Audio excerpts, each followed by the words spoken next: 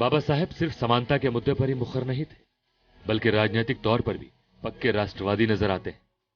उस दौर में जबकि मोहम्मद जिन्ना सांप्रदायिक नीति के जरिए विभाजन की हवा बना रहे थे, उनके सबसे कट्टर आलोचक बाबा साहेब भी बनकर उभरे। उन्होंने विभाजन की स्थिति में हिंसा की आशंका जाहिर की, जो अक्षरशः सत्य साबित हुई। हालांकि बाद में अपनी किताब माई थॉट्स ऑन पाकिस्तान में उन्होंने विभाजन के पक्ष में तर्क दिए। स्पष्ट तौर पर बाबा साहेब ने भारतीयता से ताउम्र कभी समझौता नहीं किया। उन्होंने अंत में जाकर बौद्ध धर्म को अपनाया, जो कि भारत की ही एक देन है, भारत की ही अपनी उपज है। और गांधी जी को उन्होंने कहा था कि मेरे आपसे कुछ भी मतभेद हो सकते हैं, परंतु मैं कभी भी कोई ऐसी बात नहीं करूंगा जो कि भारत के हित के खिलाफ हो। और बौद्ध धर्म को अपनाना उनकी इसी अवधारणा का एक परिणाम था।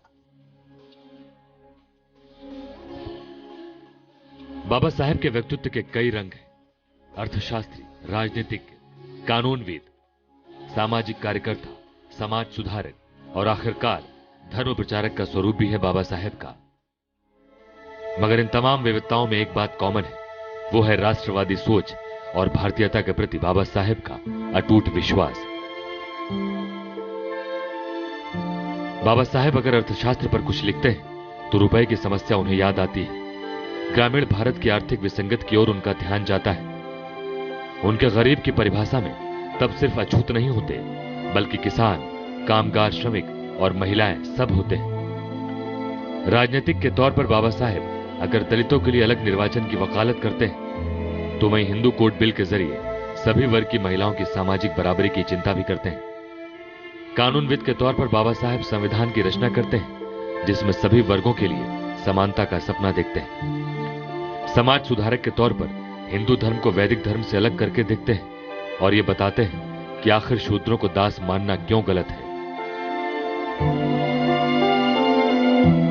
बाबा साहब को जब अध्ययन करना है, उन पर जब चर्चा करना है, तो उनका एक एक पहलू बहुत बेमिसाल है। जब वो इतिहासकार के रूप में हमारे सामने आते हैं तो उनका ग्रंथ हु वर शूद्रास हमारे सामने आता है और विश्लेषण करते हैं कि ये शूद्र कौन थे, कैसे बने।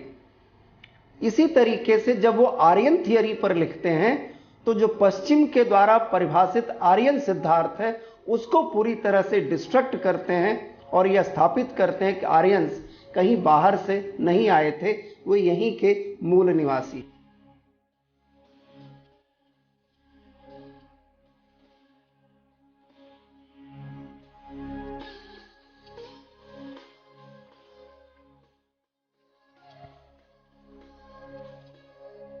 समग्र तौर पर देखा जाए तो बाबा साहेब का पूरा दर्शन एक ऐसे भारत की रचना पर केंद्रित नजर आता है जो भारत आर्थिक तौर पर सशक्त है, मजबूत लोकतंत्र का केंद्र है, जहां समता मूलक समाज में अगड़े पिछड़े का कोई भेद नहीं है।